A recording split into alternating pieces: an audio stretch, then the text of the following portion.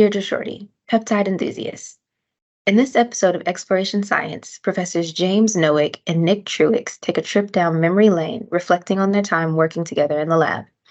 They delve into their shared passion for peptide research and discuss the intricacies of designing, synthesizing, and studying biologically relevant peptides. Join us as these accomplished scientists share their experiences and insights on this fascinating area of research.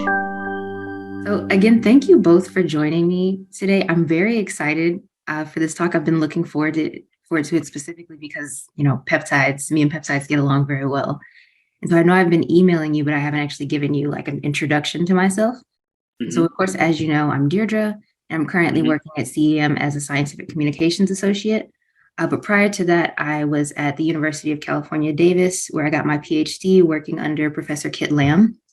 And in his lab, I worked with integrin proteins, which are secretly my favorite protein for no particular reason. It's fine. And I focused on designing peptide libraries to discover novel integrin binders. And one thing I thought was really cool about that is that in my undergraduate, I did research on vinculin. And so I thought it was a nice, neat coincidence that as a graduate student, I could then continue to work on proteins involved in cell adhesion.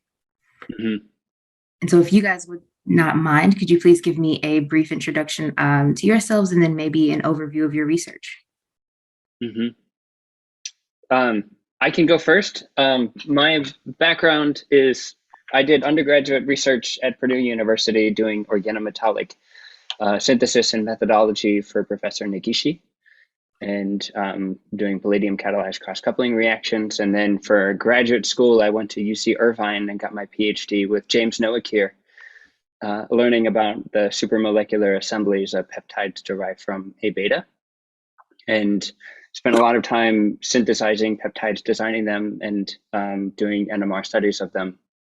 And then for my postdoctoral studies, I went to MIT and continued the theme of working with peptides and added some new themes of working with immunology and flow peptide synthesis and working with the flow synthesizer in the group, and then doing a ton of also protein engineering and anthrax research as well. Yeah, that's my background. James. So I'm a synthetic organic chemist by training. I did my undergraduate studies at Columbia University and my graduate studies at MIT in a synthetic methodology group.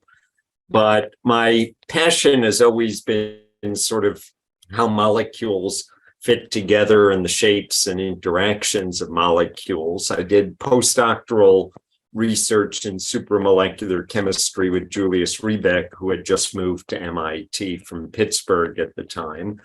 And when I started up my group, I wanted to be able to look at shapes and interactions of molecules, and peptides were a natural fit, even though I'm in no way a dyed-in-the-wool peptide scientist like you are, coming from the Lamb group and like so many other people in the peptide community at the American Peptide Society are. And where my research program took me was into beta sheets and their interactions, and that's been a big part of my program for a long time. You heard Nick talk about that, and that's a natural fit for amyloid aggregation. That's a big part of my research program, is really trying to understand the molecular structures and interactions of the toxic oligomers of A beta in Alzheimer's disease and other oligomers in other amyloid diseases. More recently in my group, I also got involved in peptide antibiotics. I've admired for a long time, and again, this sort of comes to the peptide community, a lot of the work that's been done in antimicrobial peptides, but I always felt that there was sort of nothing really special that I had to offer that other people weren't doing. And when a new antibiotic called tixobactin, a new peptide antibiotic, appeared in Nature, I was very excited to see this. It had an interesting structure. I knew that there was some supramolecular chemistry involved because it the paper had identified at least what its molecular target was on gram-positive bacteria. And it had some neat structures to it that attracted me. As we got working in this area, we discovered that it's a supramolecular antibiotic. And this really, starts to be exactly what I was talking about before with unique perspective. And I thought, wow, this is a problem that's been meant for my group, and that's been developing as well. So we've got, everyone sort of works together in my lab on different things. We communicate, but we've sort of got these two areas going right now of amyloid oligomers and peptide antibiotics. Thank you for that. That actually answered one of my follow-up questions, which was going to be how you ended up getting into peptide chemistry. And Nick, I'd actually still like to hear that response from you, because you said you went from organometallics, and then the next thing you know, you're working on A beta. How did that happen? It kind of happened because of when I was going off to graduate school, I was putting feelers out for different research groups that had openings in the summer, and James had an opening. So I picked up a project that he was kind of passing around to different people at the time, trying to ask what happened, not just if you have two peptides that assemble, but they have two different peptides that co-assemble. And if they make a complex mixture, what happens? How do you characterize that? And just throughout spending the time working on that project, by the end of the summer, I had gotten it to work. And then it was just pretty obvious that from then on, that if someone was going to carry this out and finish the characterization, it was going to have to be me. So that ended up becoming my thesis. I spent, really the next 4 years, just circling that problem, working on other things and coming back to it. And then I basically hit a rock bottom because I just had a really complex mixture that I wasn't quite sure how to characterize it, but we had all of the data to do the characterization kind of in my second year. And then we started incorporating these spectroscopic probes for N15 NMR, and then we're really able to make sense of all of the different species that form, and then combining that back with my organometallic background, we pulled some techniques called Job's method of continuous variation from physical organic chemistry, and then brought that into characterizing the mixtures of the tetramers that form. And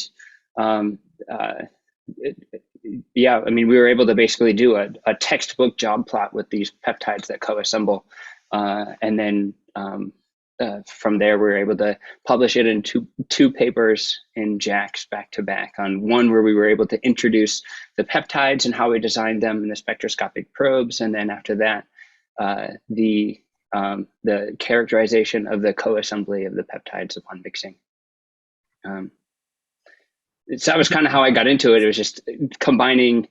The synthesis of these peptides was hard, and then the characterization of them used a lot of techniques from physical organic chemistry.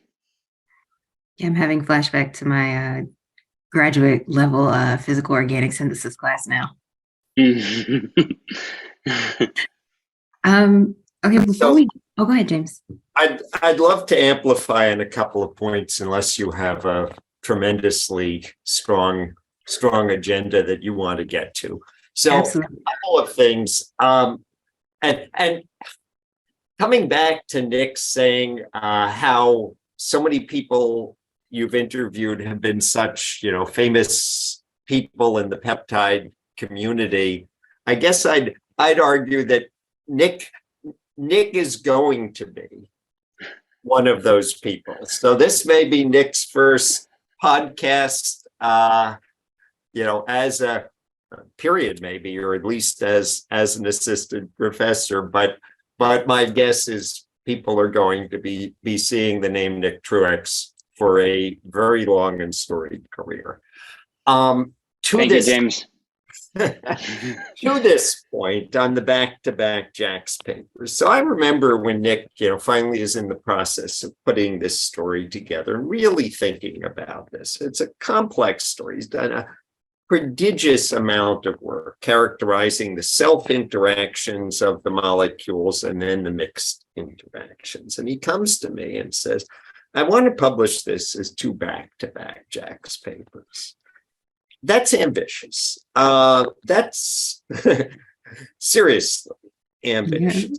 And, but I'm excited and I love for people to pursue their passion. And so, I have visitors in my office and the work hasn't yet been published. So I'm telling them about Nick's work. And I'm talking, I believe it was to Dieter Seebach at the time about this project and Nick's plans on it. And he says, I've published 800 papers in my career and only one pair of them has been back to back. In other words, it was basically good luck.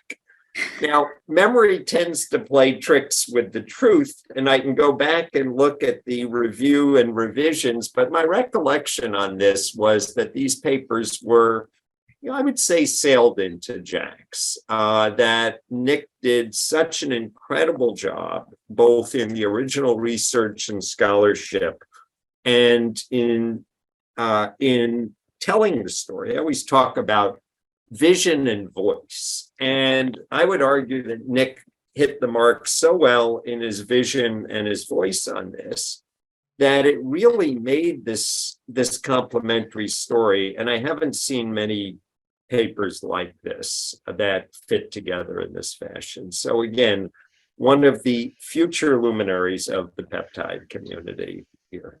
That's high praise, James. I don't know if I deserve that. No, based on what I've been hearing so far, I think you're definitely deserving of the praise, Nick. Back-to-back papers, that's yes. Be proud of that.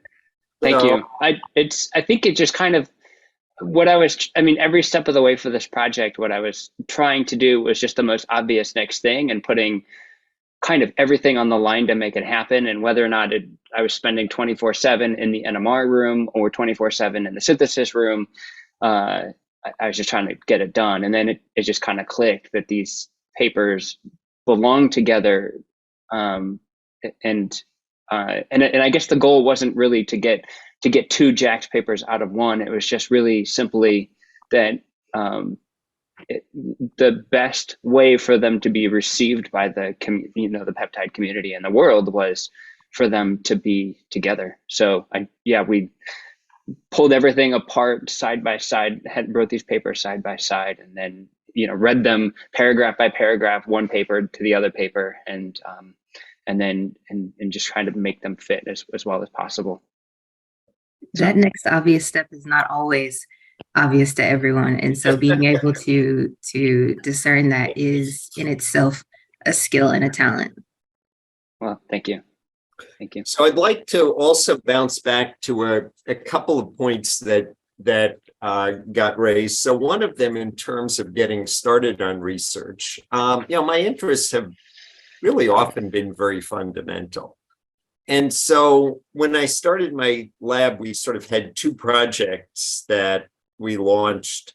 One of them, and I wanted to be able to communicate with people on something that would be sufficiently universal. So as I said, one was peptides. The other involved nucleic acid recognition and some questions about molecular recognition in water, and the role of hydrophobicity in those interactions. And so we had some publications in both of those areas. And I think in Nick's papers, you really see both of those themes sort of coming back together, in the work that Nick did in his graduate studies, where it's molecular recognition, it's peptides, and it's recognition in water. And as I said, beta sheets sort of evolved out of peptides. The other thing that has fascinated me forever, I mentioned structure, is NMR spectroscopy. And that comes right back into this as well. And I think, Nick's talking about what he did with N15 labels. And, so in terms of science, this just, absolutely tickled my fancy, being able to use some really nice NMR techniques to really elucidate these very complex mixtures, daunting mixtures. This theme's continued in a heterochiral recognition paper that builds right on Nick's work, that basically asks questions about, do peptides prefer to pair in heterochiral or homochiral fashion, which ties in to some very important contemporary issues in the amyloid area. And then also, I think this just ties into a bunch of sort of neat questions that we're asking right now with more complex amyloid oligomers, where X-ray crystallography has come up in my group. Peptide crystallography has come up in my group as a very important area, but we've been struggling to be able to, with our latest series of amyloid oligomer mimics, to be able to bring NMR back in. And I think now we're starting to succeed in that area. A very talented graduate student in my group, Jason, is working on that. So anyway, this is the stuff that gets me up in the morning and gets me excited, and pretty much everything is peptides these days. Yay for peptides. I may be a little biased, but I'm glad to hear that. No, and I think that I'd like to maybe take a quick step back. I know we've talked a decent amount of characterization and the structures, but what really goes into designing a peptide, like the design and the synthesis of a new peptide that you're going for? And I think what I'm really more curious about is how you're balancing like the practical considerations of designing and synthesizing a peptide versus the more theoretical aspects of understanding that structure and function. James, do you want to go first? Why don't you go ahead, Nick, or you want me to? I mean, I can go first, I guess. So, I mean, no, James, I think you should go first, because you kind of, I mean, in a lot of ways, you kind of taught me how to do this. And so, I mean, there are themes that I'm picking up on now. I'm doing very similar things, but, this has been your passion for decades. I would say, in terms of my own group, often one question begets another. By that, I mean, in designing molecules, often a question about, say, a particular structure or supramolecular interaction begets a hypothesis. Then if this molecule is interacting in the fashion hypothesized, then if we make this variation in the molecule, we would expect to still have this interaction or disrupt this interaction. So that's an example where a design begets another design. We use N-methyl groups, for example, to disrupt beta sheet interactions. And so the question becomes, okay, if this molecule is hydrogen bonding in this fashion, then addition of an N-methyl group, he or should disrupt this interaction, or an N-methyl group at that site should support this interaction. If this molecule is interacting in the hypothesized fashion, then introduction of an isotopic label should serve as a reporter in the NMR spectrum for a particular interaction. So these are some simple things. Or current project, okay, we've been looking at the interaction of this region of A beta. What happens if we vary this region of A beta and shift it one way or another? That would be yet another example. In the antibiotics area, I mentioned a supramolecular interaction that was known from the get-go, involving in this case, there was a pyrophosphate group of lipid 2 on the surface of bacteria. And the question became, okay, if this 13-membered ring recognizes the macrocycle, will we get or recognizes the pyrophosphate, will a larger macrocycle recognize the big pyrophosphate group better. So what happens if we use beta peptides to make a 14-membered ring or a 15-membered ring or 16-membered ring? Hydrogen bonding is involved in this interaction, but there's a lactone oxygen in this position. What happens if through chemical synthesis we change this lactone oxygen to a lactam NH group? Will that lactam NH group better recognize that pyrophosphate group by providing an extra hydrogen bond donor? So these are the ways that I tend to think about molecular design. Often it's something we see begets a question, begets a design of a peptide, leading to an experiment, leading to a result that may offer two new questions on its own. It may raise more questions than answers. And that's sort of the way I love progression in research. Well said. Mm-hmm. Yeah, very well said. So for me, and the reason why I wanted James to go first is because that level of thinking is kind of the bedrock of everything that I do now. When I went off to my postdoctoral studies, I got immersed in an immunotherapy world where peptides are basically still at the core of immune recognition and generating immune responses. And it is another ultimate molecular recognition research area, because your immune system is taking these peptides and displaying them in this groove on a human leukocyte antigen HLA molecule, which then allows for T cells to come by and either just recognize it to determine whether or not it is a self or a non-self. Basically, it's from a peptide from your body or from some foreign peptide or protein. And then the T cells then become trained to go off and search and destroy any sort of potential invaders. And so thinking about molecular recognition and hydrogen bonding and how the T cell receptors will come by and recognize these peptides that are laying on a completely different cell has been has basically been the direction that I've taken that I've followed pretty much ever since.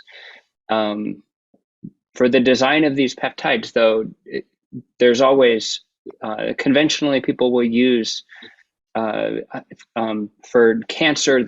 They'll design these peptides from a mutation that's been found in a cancer cell, or from a sequence that's been found in a bacteria or a viral protein, and then they've got to be not too short for the body to just break them down, or for the living biological systems to just break them down immediately, or not too long so that there can be no degradation whatsoever. Mm-hmm. And so I guess thinking about the design of peptides for molecular recognition and immune responses, and thinking about the lengths and then the biological signals that are encoded within the intrinsic sequence of the peptide. And when you change those sequences, what happens to the degradation? Does it increase? Does it decrease? Has kind of been the theme that I've been focusing on really since I moved on from James's group. And but still, it's all the same types of thinking about hydrogen bonding, hydrophobic interactions, and then just it's a matter of just different biological systems that are recognizing them. Okay.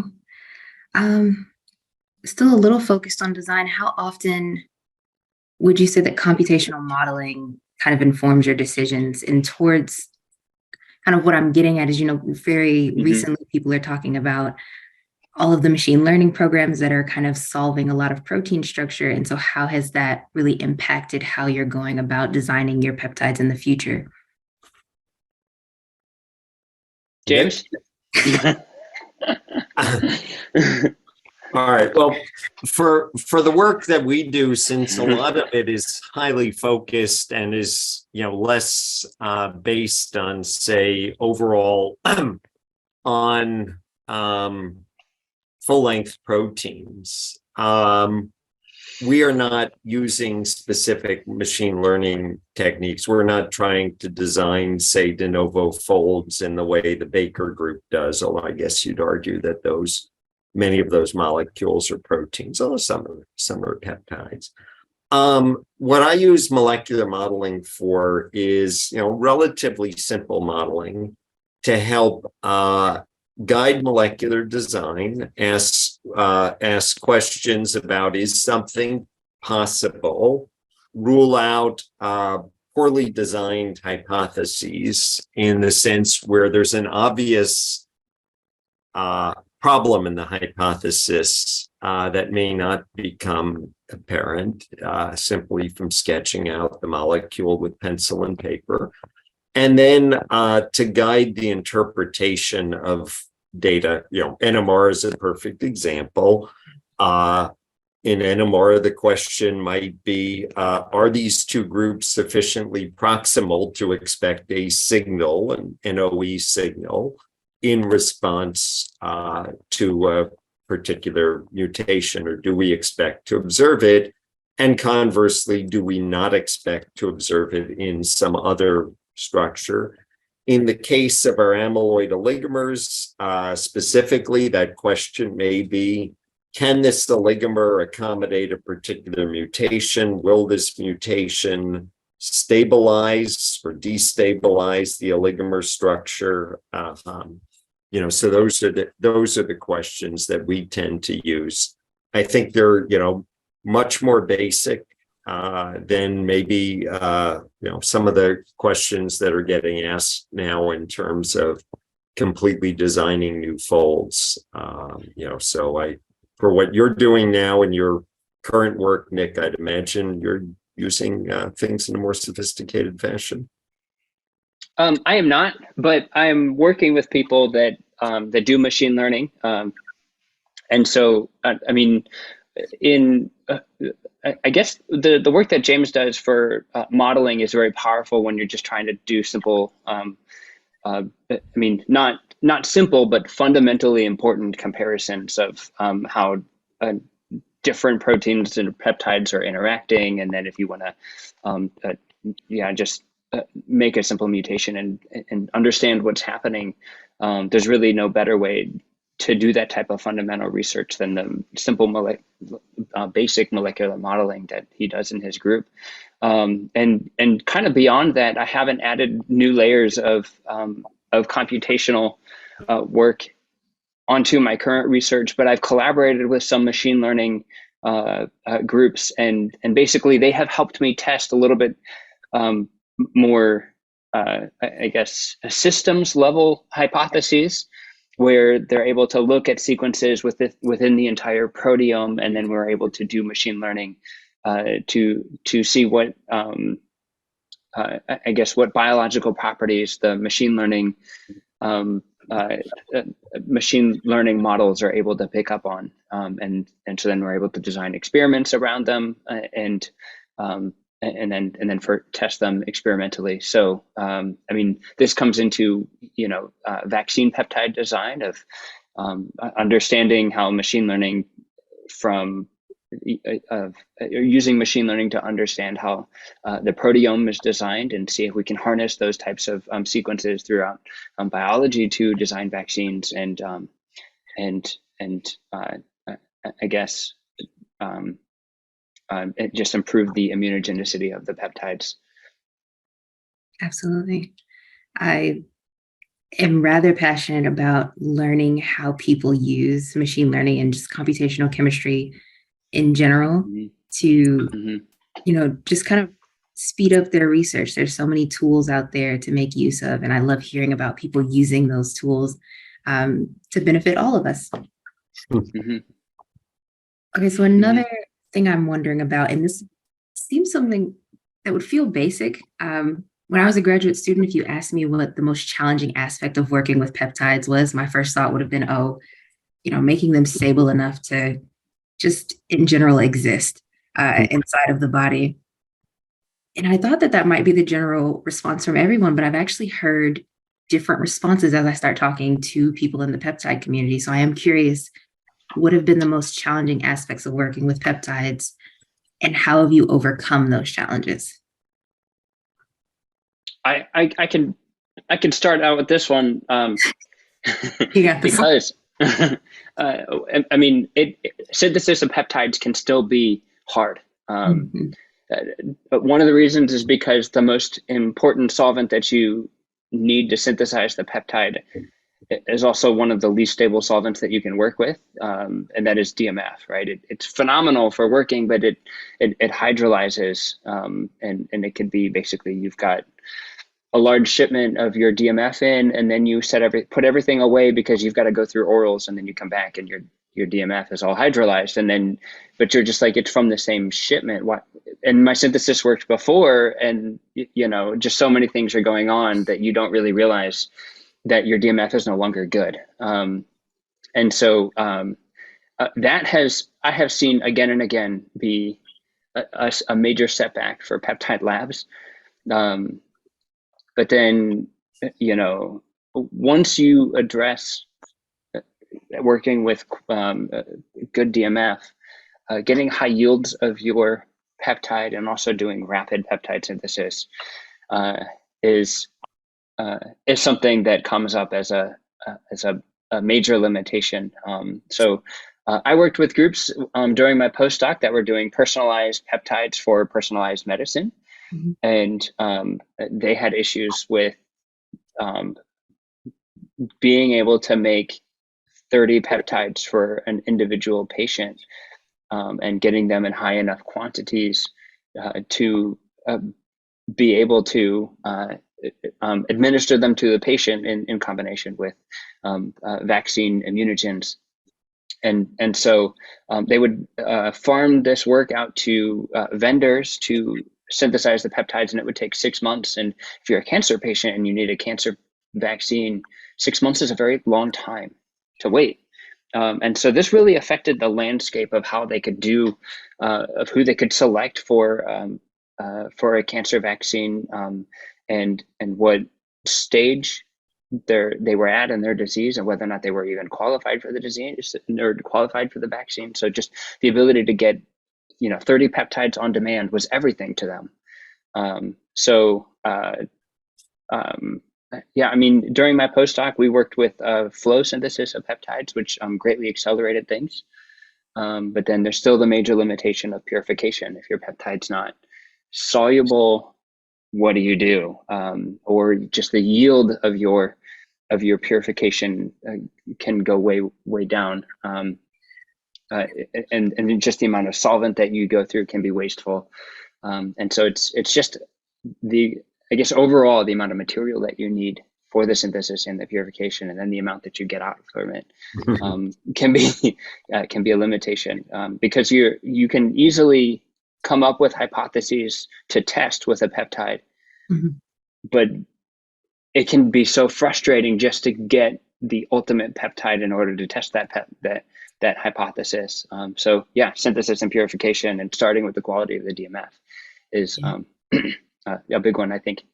You're preaching to the choir. I was raised up on making peptide synthesis, and you spend 2 weeks making something, and this was before they had before we knew about more heated methods. So like using oxima and DIC in 90 degrees. In my first year and a half, I did like hour-long synthesis or couplings, 1 to 2 hour long couplings. By the end of the 3 weeks it took you to make it, you run mass spec and you're like, this is not even. There's nothing here, right? There's nothing here. Yeah. You go to purify it, and I can't get it to dissolve. And anything less than 5 to 10 mils of it's just, we can commiserate together. Yeah, I'm right there with you. James? So when I got involved with beta sheets a long time ago, I remember a comment I received. It may have been on a grant proposal review. It may have been just a passing comment from somebody who is a more experienced peptide chemist. Oh, beta sheets are really hard to work with, sort of, are you sure you want to work with beta sheets? Aggregation's going to be a big problem. And aggregation indeed has been a challenge, but it's also ended up being the sort of focus of my research group, which is taming aggregation of peptides and particularly beta sheets. So Nick was working with a unit that we invented specifically to address this issue. We invented before Nick, we invented it basically about 2001, called HOW, which is a tripeptide mimic designed to induce beta sheet folding but block aggregation. More recently, this is what I've talked about with introduction of N-methyl groups. We've used charge in our design since many of our questions involve model peptides. We've used models for amyloid systems. We've engineered charge into our molecules. One of the mainstays of this is a turn unit, beta turn mimic, we can call it, called delta-linked ornithine. That ties into design of folding, where often by designing controlled folding into molecules, one blocks uncontrolled aggregation. So that sort of plays off of your design aspects. We've used chemoenzymatic synthesis to engineer better folding units like a gamma methylated delta-linked ornithine that we introduced a few years back that helps improve beta sheet folding and in turn blocks, or at least discourages uncontrolled modes of beta sheet aggregation. So those are some of the things. Then continuing, particularly in the amyloid area, we were very impressed in the amyloid area by the contribution of Kieso, of oacyl dipeptides, which rearrange to form amide bond linkage. So it's sort of a traceless linkage off of serine that becomes the native traceless ester linkage off of serine that introduces transiently an extra positive charge that facilitates synthesis and handling, and then converts in the physiological conditions of pH 7-ish, converts to the native peptides so you can control and handle the peptides. This kind of plays off another beautiful tool that was introduced earlier by Manfred Mutter, the pseudoprolines, which help in peptide synthesis and basically block uncontrolled aggregation, deal exactly with that sort of yield situation where you have a killer peptide, and if you happen to be so lucky as to have a serine or threonine in it at a suitable point, you can block aggregation. That's sort of a backbone protecting group strategy.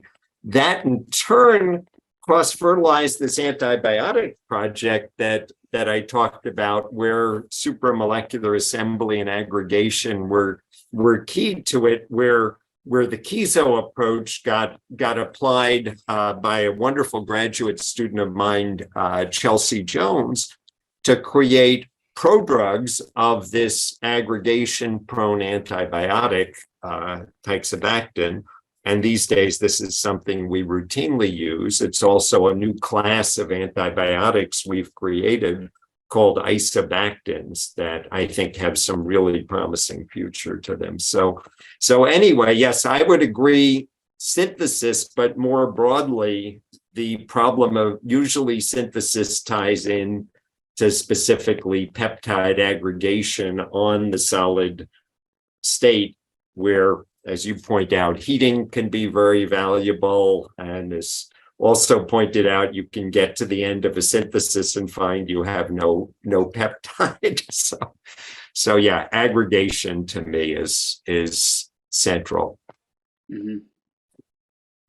I think I've actually been running into that issue lately. I've been synthesizing proteins, and when you try to synthesize proteins, especially when you're not doing it recombinantly, you do run into this issue very often as soon as it gets really above 70 or 80 amino acids, where you're just like, your chromatograms stop having those nice sharp peaks and they start looking more like mounds. Mm-hmm. And it's, as someone who worked mostly in peptides for all of their, scientific career, and looking at these mounds, I'm just so dismayed. Mm-hmm. Made at the idea of purifying it, but the purification's been going well. It's fine. One of the things that my group has been doing a lot of, since our peptides do tend to aggregate, and you really can see this in the chromatograms, where peaks will broaden out and tail off, and you're basically getting a dynamic equilibrium among oligomers. So instead of essentially separating molecule by molecule on your stationary phase by HPLC, you're ending up with clusters of molecules where impurities are being carried along. And heating, in many cases, can make an absolutely huge difference in leading to separation. So just like you pointed out, heating helps in the aggregation or supramolecular assembly and synthesis sometimes. Sometimes it helps out in the separations area as well. And then sometimes maybe you have such a forest that it's just daunting to pick out your compound among the mound. Yeah, when in doubt, heat it up. Most of the time. Yeah, we have to add that asterisk, most of the time. Mm-hmm. Some of our lactones, some of our ester linkages end up not appreciating the heating. Yes, I could see that being a problem. Yeah. Nick, did you have anything else you wanted to add? No, I agree. I appreciate heating also. We heat our stuff to 100 degrees when we synthesize. I typically like my columns to be at about 40 degrees when I purify, sometimes 60, typically no higher. Yeah. Those are, tedious details, but when you've been doing it for years, you sort of pick your favorite temperatures and you just go with it. No, I think that change in temperature. So I've tried purification at 40 and purification at 60. And I do think that makes a very large difference, at least in my case, for trying to purify proteins. It's made a significant difference. Yeah. Still troublesome, but a little less troublesome. Okay. We're going to wrap up soon. I think my final things I wanted to focus on is, you're both professors. And one thing I hear very often, or questions I get a lot from my mentees when they're trying to figure out where they want to go in the future. Do they want to go into academia? Do they want to go into industry? Is when they think about being a professor, they're not sure how to go about cultivating that positive and productive environment that leads to good science. And I've often not known how to answer this, and I haven't got an opportunity to talk to two professors at once. So if you guys have any feedback on that, that'd be helpful. You mean for when they are professors, or for choosing a group, for going to a research group that is a positive environment? When they are professors. So I guess this would be good advice as well for Nick, though I'm sure he's already kind of got this handled. I'm very young. I don't know if I have anything handled. I could go first on this one, and then, James could polish it as he usually does. I think that, so part of it is, you can have like interlab rivalries. These can be good. These can be hard. In my group, I've got everybody working on very different projects. And so there's really no need for rivalry. And science is not a zero-sum game. Just because somebody else is successful doesn't mean you won't be, and just because somebody else has a beautiful project doesn't mean yours won't be. And so I think that, and in the day-to-day, it's a lot harder to convince yourself when you're in the moment. You just sort of have to kind of tell yourself this and move on. But just that